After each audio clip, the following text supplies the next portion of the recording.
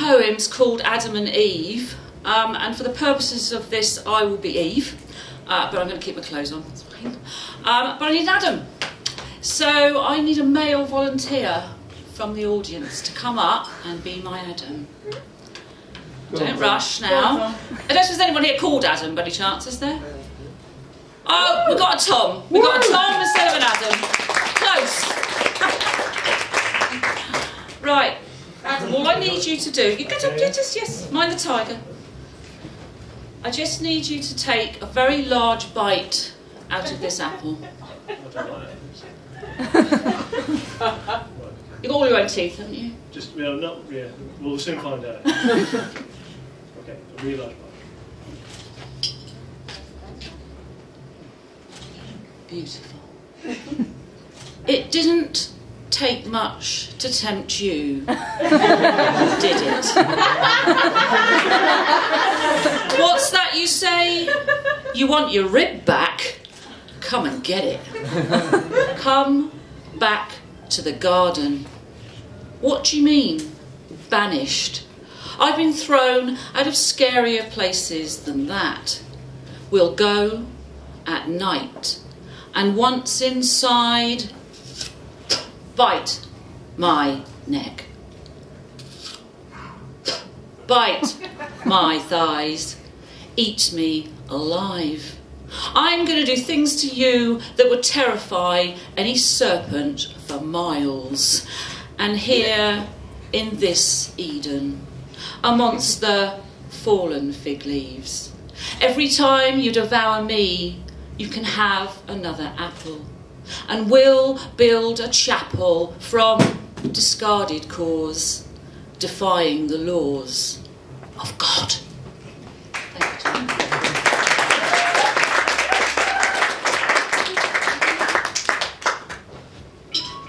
Right, something considerably more serious.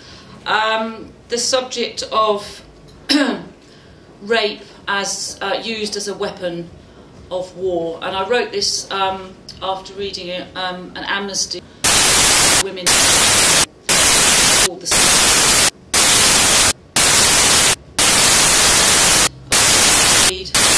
blood of forced on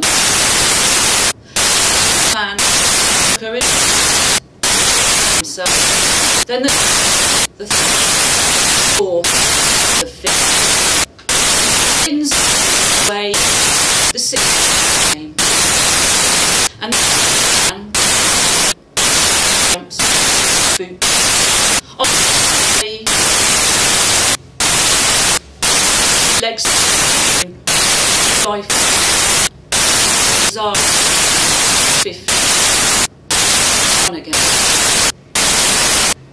Silent screams do exist, not just the stuff of nightmares. She knew this as he thrust her face to his sweat, his spit, his eyes, one hooded, a genetic defect, made the other seem large and red. Dust rises to greet her, limping, incontinent, abandoned. Her belly, tight as a drum, beats out the message of time. Her broken frame pushes, proffers a small, black, precious form. She draws to her breast, her son. Sees nostrils test the air for the smell of freedom. Sees a tiny mouth struggle for the language of love. Sees the twisted vision of the six man.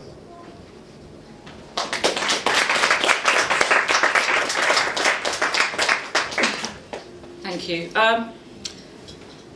This next poem, it was originally commissioned to write a poem about a place called Crossbones Cemetery.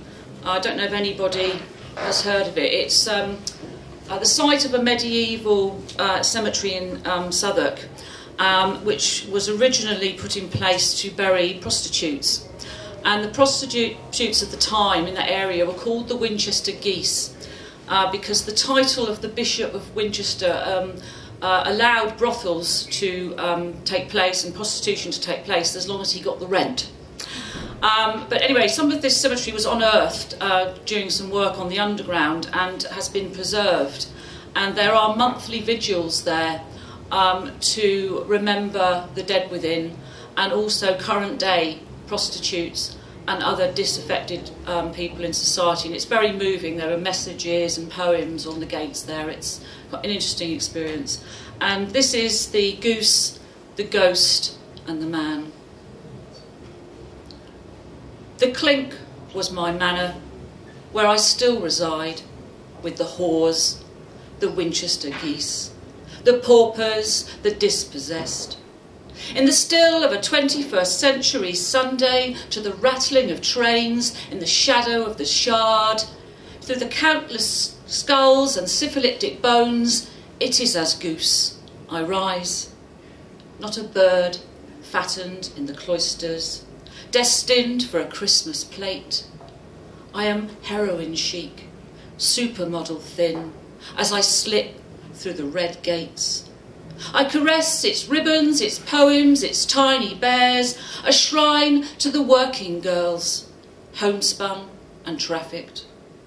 From my sisters of the past, to those who work on the pavements of London, Birmingham, Nottingham, snuffed out like the candles nestling in the weeds.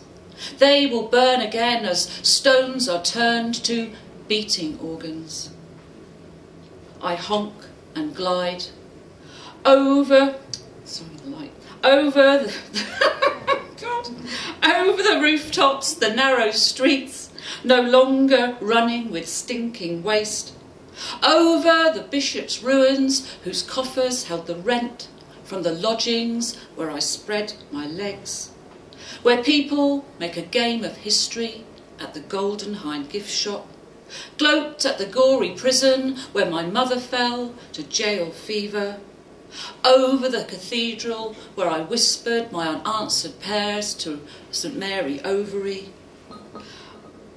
over the market where I sold myself at Southwark Fair, the wharfs that knew mob rule, that rocked to music, pleasures of the flesh, now sterile boxes to seal the wealthy off. Honking and gliding over the singing Thames to the seats of government, law and finance, the old haunts of the father I never knew, I seek a certain type of gentleman.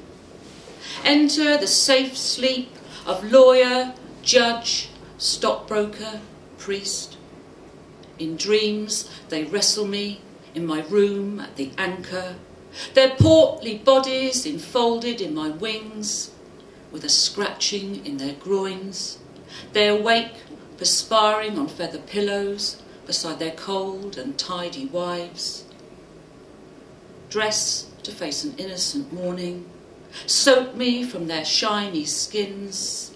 In hangman-tight ties, mildly harassed by the half-digested grass upon the stairs, they stand in doorways, prepare to stride their importance into the light. Before I launch, take flight for Crossbones, their feet embed themselves in my excrement. With a final twist of my elegant white neck, I peck through expensive shoe leather and rip at their adulterous heels.